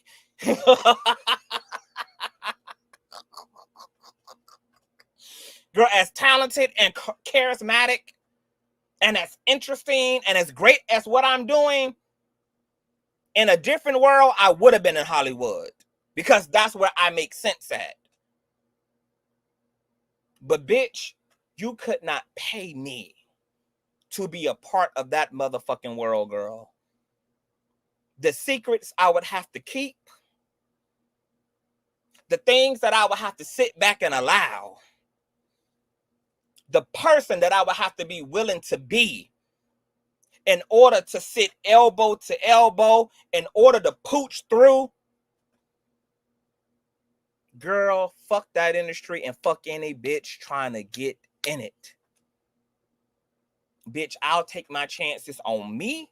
I will be the lone wolf. I will carve out a path for my motherfucking self. I will have no motherfucking overhead. I'm not interested in being friends with celebrities, regardless of how much they try to associate with me, regardless of how much they try to get me to get involved into this and get involved into that. I don't want nothing to do with it because I have to give up this. I have to give up this me. This me.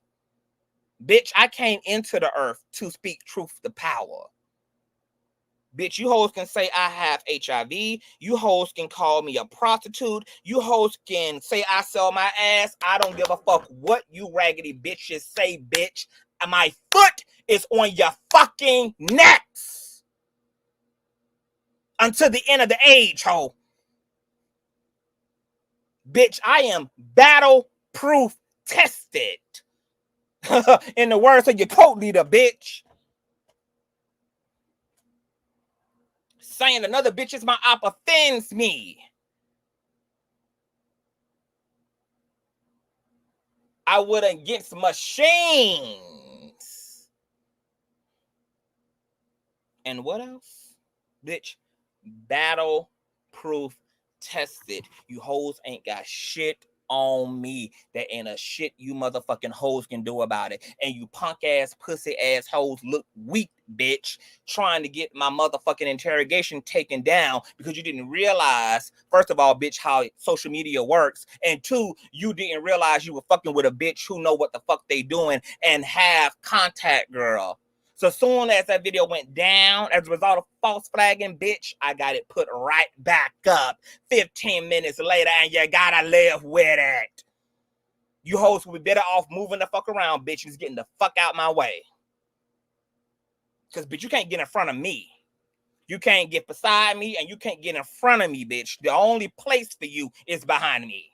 The only thing you can do is follow, bitch.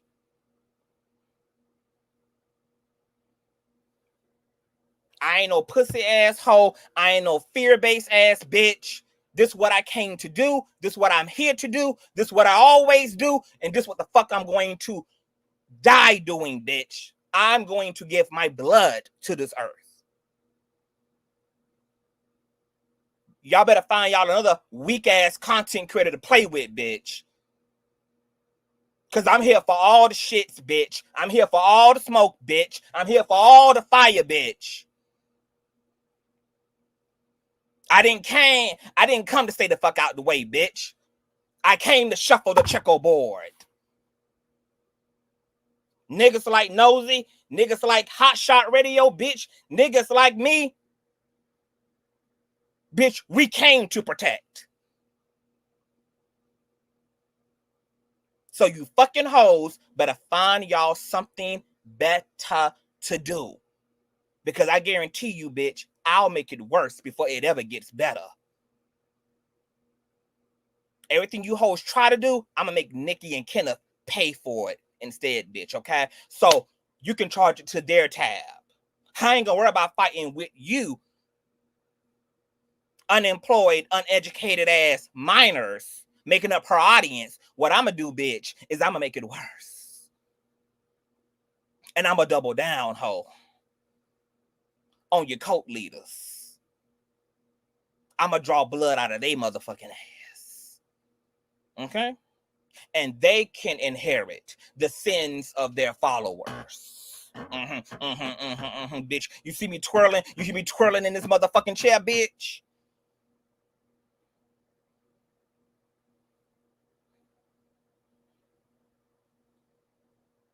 Fuck you, unrighteous, demonically infused ass motherfuckers. Lesson learned is the truth gonna always prevail, baby. And just when you think you done put one bitch down, another good bitch gets up in her place. Baby, those are the laws of the universe. Bitch, I can live with being a prostitute, bitch, because I'd rather be a prostitute if I was a prostitute than to be a motherfucking rapist hoe. I'd rather be an imaginary prostitute you hoes can't find like near mugshots, bitch, to corroborate than to be a proven two-time convicted felon who has to annually take a goddamn selfie for the United States of motherfucking America as a result, bitch, of heinously violating another individual. If I was HIV positive, bitch, I'd rather be HIV positive without having to register yearly, bitch, as a sex offender. Bitch, they ain't not near insult, ho, that you could ever put on a bitch like me that would ever equalize and equal the scales, ho, to your first gentleman, the Patty.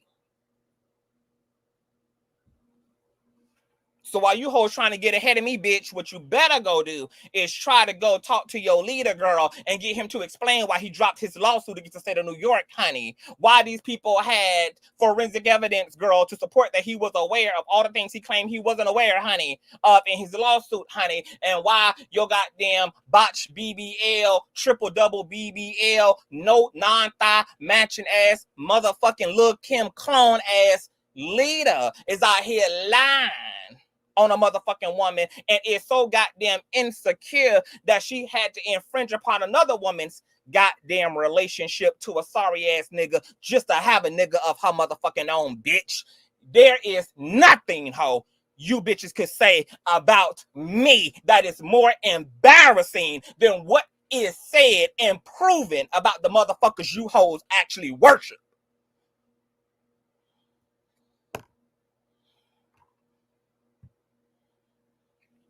Now let me get the fuck out of this motherfucker. And remember that I said what the fuck I said. And before I motherfucking take it back, bitch, I'll add more to it. If y'all enjoyed y'allselves, make sure y'all cash app $ Consciouztv and PayPal.me/Consciouztv. Matter of fact, let me go ahead and shout out some of I've been hearing the bell ringing, honey. Let me shout out some of the crew members, honey, who taking care of the king right now. Shout out to my baby mother Michelle for those nasty piece of child support shit. Thank you, baby. Shout out to my baby mother Stacy. Shout out to my PayPalers as well, honey. Show a nigga love. We out here working. Please support my girl Nosy Ho. Please go and follow and subscribe and sign up for your emails to nosyholive.com. So many facts and interviews and conversations about this case is on her website. Please support my boy Hotshot on Twitter and YouTube, who is continuing to keep the motherfucking torch lit.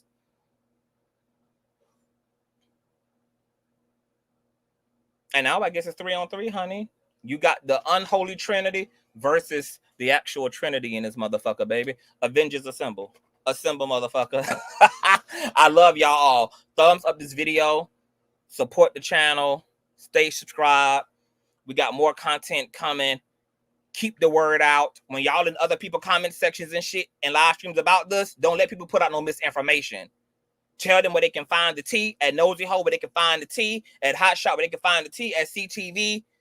Jump up on their motherfucking shit. Correct these people. Correct these influencers. Correct these panelists. Keep the truth truthing. Okay? Because Nosy can't do it alone. I can't do it alone. Hotshot can't do it alone. Jennifer can't do it alone. This is what we got y'all for too. Hashtag surviving the motherfucking petties. I'm out in this bitch. Bye, y'all.